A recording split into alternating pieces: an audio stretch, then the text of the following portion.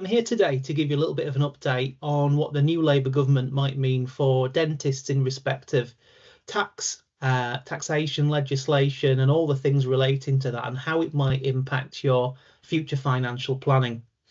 Um, Still obviously at the very, very early stages of this new government, and it's really important to state that at the moment, the only thing we know is that there's no emergency budget happening, which has traditionally been the case with the new government. So we know we've got an autumn statement coming up, and that's the first point at which we'll start to understand how much of the things that are being talked about as rumours around changes to taxation and policy will actually come into fruition and what impact they'll have on you as dentists and your financial planning. So we are a little bit kind of working in the wind with the rumours that we have at the moment. But let's address those. Let's have a little bit of a look at those. If we start off with income tax, the first thing we know, and you can expand this out into national insurance as well, is that the Labour government promised that there would be no changes to taxation for working people. So you can take that as a given that things like the rates of tax won't change. They haven't specifically mentioned the allowances, so the different points at which tax bands start and finish. So we don't know when we see the winter statement, the autumn statement, I should say, whether they will change and whether that will impact your take-home pay. But certainly they've made a promise around income tax and national insurance that the actual rates at which you pay won't change. So we'd initially look at that as being good news and being something that's welcome news in terms of no immediate impact on kind of take-home pay and adjustments to standard of living or your financial commitments that you're making. But obviously, again, we'll wait and see. If we expand that out then and look a little bit further at kind of into the tax system, the one thing we know is definitely coming down the line is changes to VAT. So that specifically changes to VAT in terms of it being charged relative to private school fees. Obviously, the talk is around the headline rate of 20%, but private schools have already clarified that they will be able to offset some of the things that they pay VAT on, and that will mean that probably the impact on people paying private school fees is more like 15% than the 20% that's being talked about. Obviously, we're only 4 or 5 days into this new government, and we're really, really kind of young in terms of hearing how dentists are reacting to that. But if we look at the opinion that I've heard so far from sitting in on meetings that my advisors have had with clients, I've got two real broad opinions that I'm hearing. The first one is people saying we were already making compromises to be able to afford to send the children to private school. We're now going to have to make more compromises. And unfortunately, that's going to impact our financial planning because we might need to consider whether that be extending the mortgage or reducing some of our spending on insurances.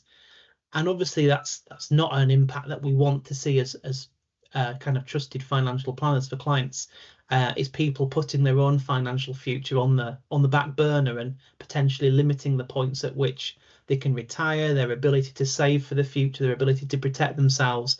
All those things have big impacts. So that is a worry.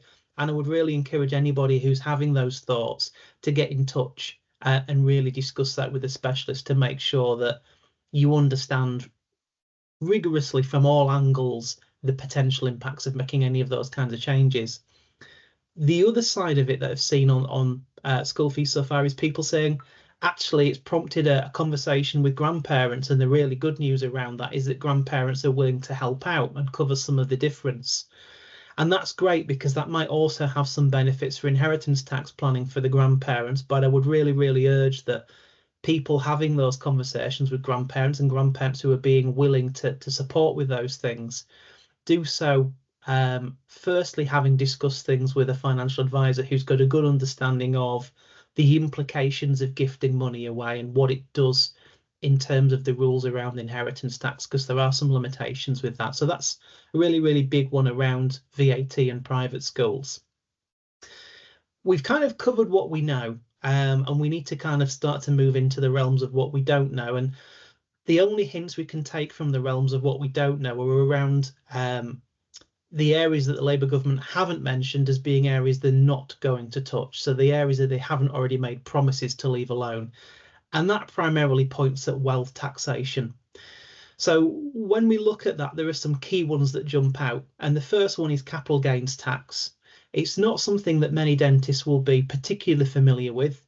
Generally speaking, only something that impacts people who are either selling second properties or making gains on investments that they're realizing by taking the money back into their hands from their investment.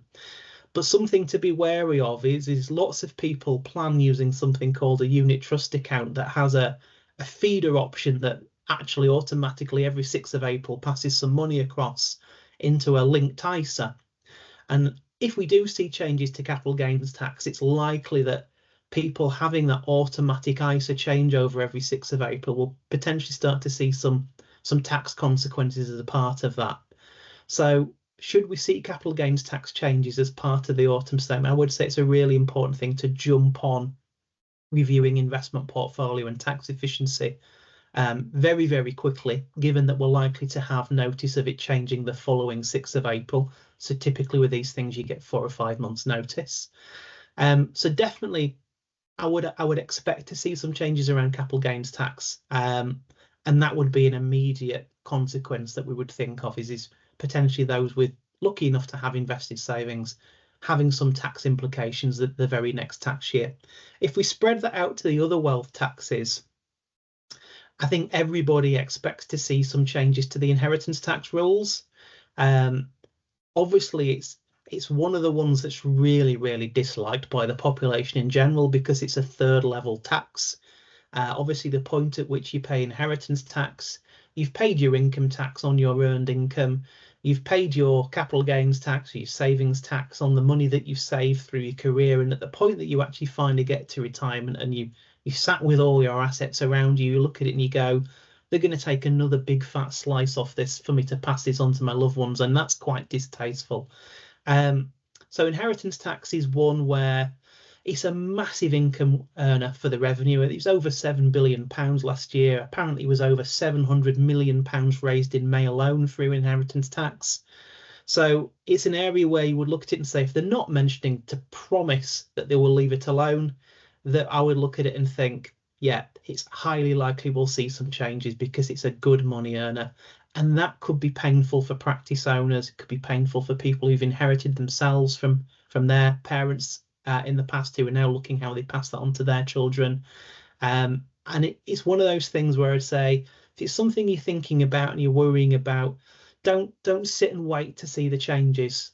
Certainly get in touch and start to get some specialist advice on that before we get to a point where we've suddenly got a 5-month time limit to potentially make changes that might need some time to put into place. So they would be my key points. Within inheritance tax, there's a room around business property relief, and business property relief is something that can apply to the sale of practices. So again, it's one of those ones where we wait for the autumn statement, we wait and see what changes, but it's again an area where we would fear change and hope that wouldn't be the case, because ultimately all these things, what they do is they don't just impact the wealth that you can pass on to loved ones, but they impact the quality of retirement that you can have. And that's always something that takes some time and is really, really worth some time spending really far in advance of retirement to make sure that you're going to be in the best position possible. So they're just my initial thoughts on things. There's loads and loads of things in there at the moment. We're still at this point of not really knowing what will happen. But certainly I would just urge, don't wait for something to happen. Don't wait for the autumn statement. Get in touch with your financial planner now, be proactive, and start to think about the consequences of changes in those areas that we've just set out and discussed.